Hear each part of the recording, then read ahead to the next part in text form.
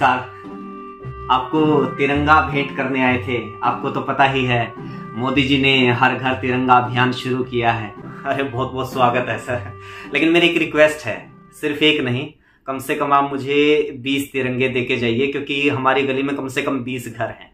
या तो मैं खुद जाके बांटाऊंगा या फिर मैं खुद ही लगा दूंगा सभी घरों पे। सर आप तो बड़े देशभक्त, बड़े जेंटल आदमी निकले। हमने तो सुना था कि आप मोदी विरोधी हैं, आप तो शायद तिरंगा लेने से भी इनकार कर दे। सर मोदी विरोधी हैं, तिरंगा विरोधी थोड़े हैं। नहीं, फिर भी हैं, बहुत सारे लोग हैं, कांग्रेसी हैं और भी बहुत सारे लोग हैं जिन्होंने अपनी डीपी के ऊपर भी तिरंगा नहीं लगाया। यहाँ तक कि अपनी डीपी के ऊपर नेहरू की फोटो लगा ली। हाँ, वो तिरंगा हाथ में लिए। हाँ, हाथ में तिरंगा लिए। तो इसमें कौन सी गलत बात है सर?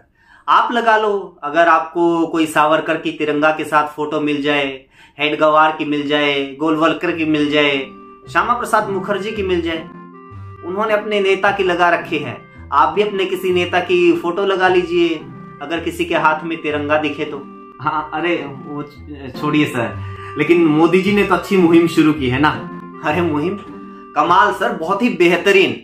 आप खुद सोच के देखिए, जो लोग कल तक तिरंगा को देश का राष्ट्र ध्वज तक नहीं मानते थे, तिरंगा को अशुभ मानते थे, जिन्होंने 52 साल तक अपने मुख्यालयों के ऊपर तिरंगा तक नहीं लहराया, जो लोग तिरंगे को बदलने की मांग करते थे, आज वही लोग तिरंगे का सम्मान कर रहे हैं, तिरंगा रैलियां निकाल रहे हैं। बताइए, इससे अच्छी मुहिम और क्या होगी?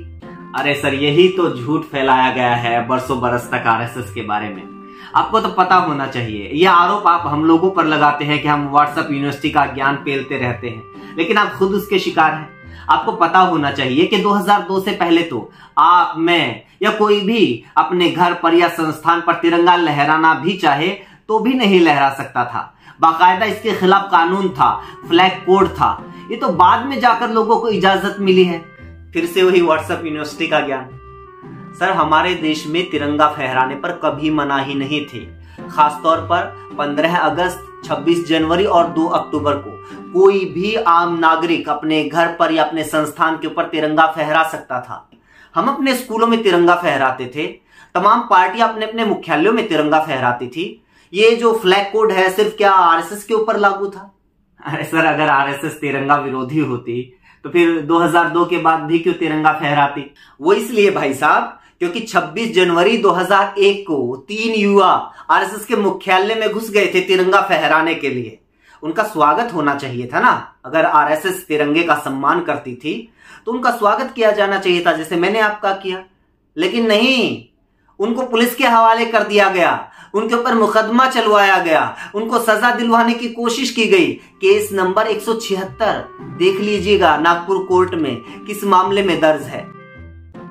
सुनिए, उसके बाद लोगों को पता चला कि आरएसएस के मुख्यालय में तो तिरंगा फहराया ही नहीं जाता। जब लोगों में बदनामी होने लगी, लोग थू थू करने लगे, लोग विरोध करने लगे, इस दबाव में आकर 2002 से तिरंगा फहराया जाने लगा। और कृपया करके इतिहास में मत जाइए।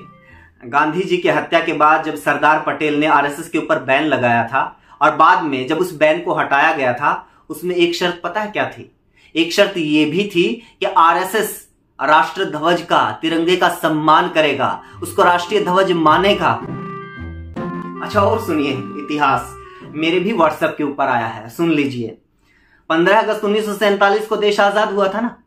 14 अगस्त 1947 को आजादी की पूर्व संध्या के ऊपर आरएसएस के मुखपत्र ऑर्गेनाइजर में क्या लिखा जाता है तिरंगे के बारे में?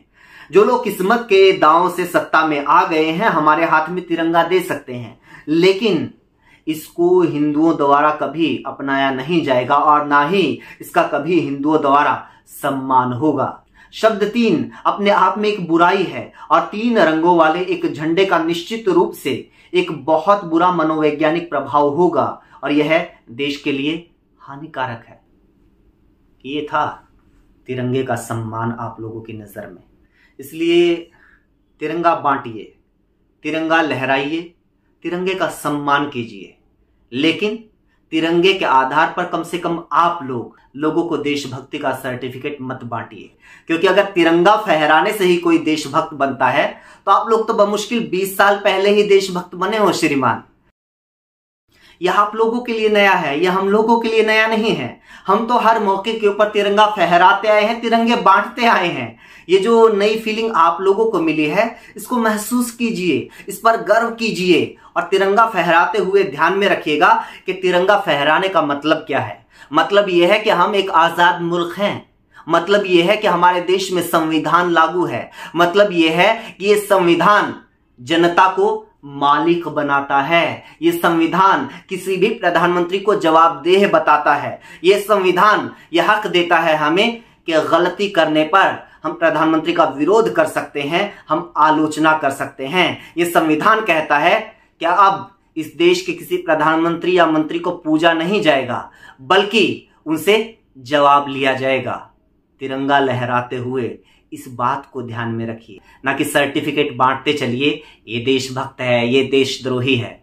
कम से कम स्वतंत्रता दिवस को, कम से कम तिरंगे को तो बख्श दीजिए। तमाम जो भारतवासी हैं वो आपके भाई हैं, वो तमाम भारतवासी देशभक्त हैं। उनके पूर्वजों ने भी इस देश के लिए कुर्बानियां दी हैं। उनके पूर्वजों ने भी इस देश की तरक्की के लिए अपना खून पसीना बहाया है। आप लोग कोई इस देश के मालिक नहीं हो,